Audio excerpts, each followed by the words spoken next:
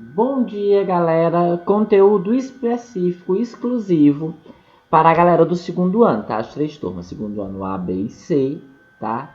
Deste segundo mês de aula, agora que a gente está trabalhando de forma remota, não vou dar sossego a vocês mesmo assim, tá bom, pessoal? Para esse mês, past continuous, passado contínuo, tá? Que é a continuação do eixo do passado que a gente começou no mês passado para a gente fechar o bimestre.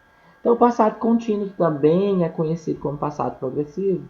É um tempo verbal que a gente vai utilizar para se referir a ações que ocorreram no passado.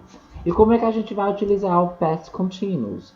Né, para expressar duas ou mais ações que aconteceram ao mesmo tempo no passado. Nesse caso, é muito comum o uso da palavra while, enquanto, tá certo? Como exemplo, I was reading a book, eu estava lendo o livro, quando, while he was watching TV, enquanto, aliás, né?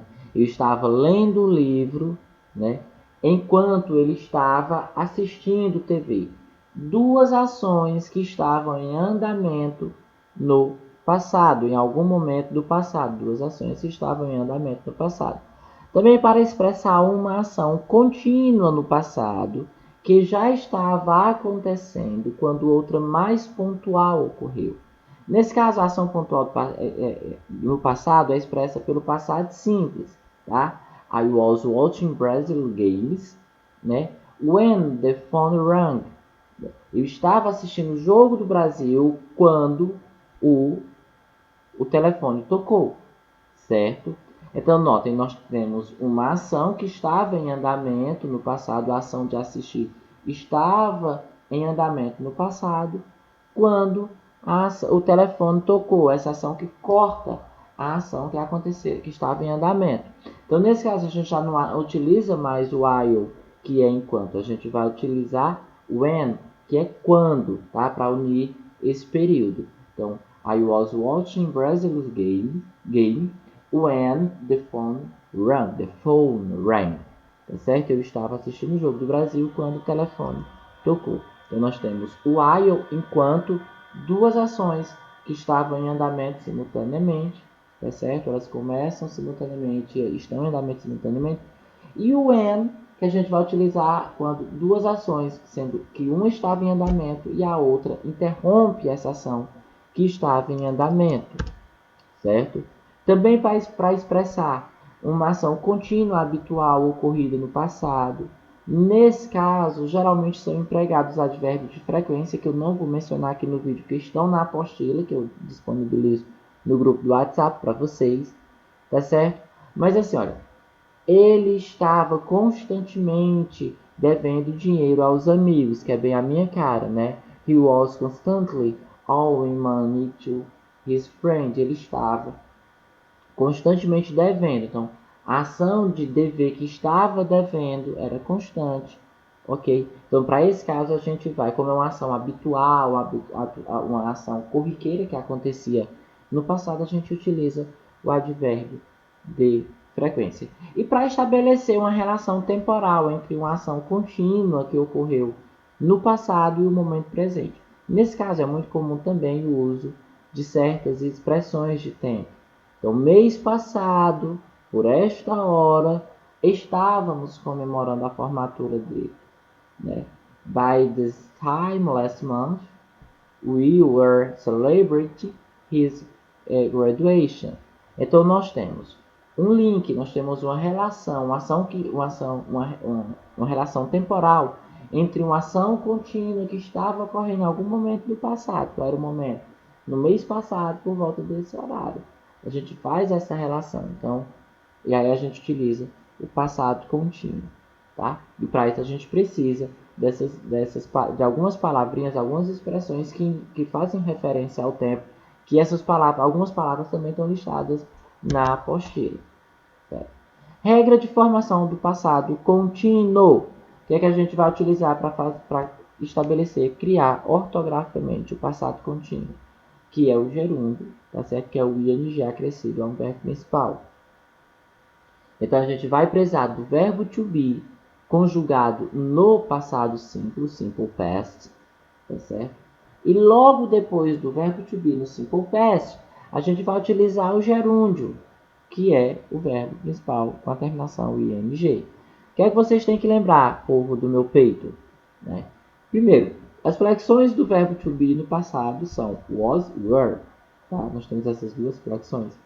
Como é que a gente vai lembrar como é que eu vou utilizar cada um? O was, que é usado na terceira pessoa do singular, he, she, it. Então, he, she, it vai ser sempre was. E o were, né? Were, que é utilizado com as demais pessoas verbais. I, you, we e they. Tá? E aí nós temos agora essa conjugaçãozinha para a gente lembrar como vamos trabalhar com o verbo to be, porque isso é padrão. A gente precisa relembrar disso aqui. I was not e was I. Que aí nós temos toda a construção, forma afirmativa, forma negativa e forma interrogativa, só para vocês lembrarem que a gente vai utilizar as três formas, tá bom? E aí nós temos forma afirmativa do passado contínuo, pessoal. Qual a estrutura básica? Sujeito, verbo to be no passado, verbo principal com ing, mais complemento. Exemplo, she was going to my house, né? Ela estava indo para a minha casa. She, sujeito, né? Ela. Was going, was, verbo to be no passado, mais going, verbo to go com a terminação em ing e o complemento to my house. Forma afirmativa em ordem direta. Sujeito, verbo to be no passado, verbo principal com a terminação ing. Forma negativa.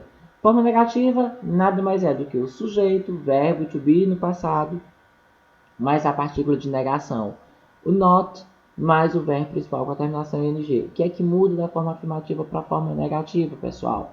A presença do not entre o verbo to be e o verbo principal. Exemplo, she was not going to my house. Ela não estava indo para minha casa. Tá bom? Então, o que é que muda da forma afirmativa para negativa? A presença do not entre os dois verbos. Netinho, eu posso colocar o verbo em qualquer lugar? Nananina, não. Jamais. Tá? O verbo... Aliás, eu posso colocar o not em qualquer lugar? Não, caçula. Não pode colocar o verbo em qualquer lugar. O not... Que droga! O not tem que ficar entre os dois verbos para a construção da forma negativa. Se o not aparecer em qualquer outro lugar da frase, não está correto. Eu preciso que vocês coloquem o not entre os dois verbos. E a forma interrogativa, interrogative form, tá? A inversão do verbo to be com o sujeito. O verbo to be vai para o início, logo depois o sujeito, depois o verbo principal. Com a terminação em ing, eu vou bocejar de novo, eu tô morrendo de sono. E vocês vão me perdoar que eu não vou refazer o vídeo de jeito nenhum, tá? Então, o exemplo, was she going to my house? Tá? Was she going to my house? Ela estava indo para minha casa? Então, o que é que muda? A frase, o período começa com o verbo to be, que se mantém no passado, se mantém concordando com o sujeito, tá? Então, há essa inversão da posição do sujeito com o verbo to be. Posição do sujeito com o verbo to be. E aí a gente conclui a nossa explicação básica do passado contínuo. Tá bom, pessoal? Então, já está disponível para vocês a apostila, que eu vou mandar via grupo de WhatsApp. Tá? E essa projeção eu vou mandar o link do vídeo para vocês assistirem. Então podem assistir aqui pelo meu canal. E aí vocês podem acompanhar os slides e acompanhar a apostila lá no grupo do WhatsApp. Qualquer dúvida, entrar em contato comigo, pode comentar aqui, que eu estou sempre online, ou pode mandar no grupo também, que eu vou estar disponível, né, nesse período de isolamento social. A gente vai estar dando as mãos de longe aqui via as plataformas online para a gente continuar nossas atividades. Ok, pessoal? Pois grande beijo a todos e aí curte, comentem, compartilhem esse vídeo entre os coleguinhas das três turmas. Eu não sei se eu estou nos três grupos, mas é para as três turmas de segundo ano, ok? Beijo no coração de todos.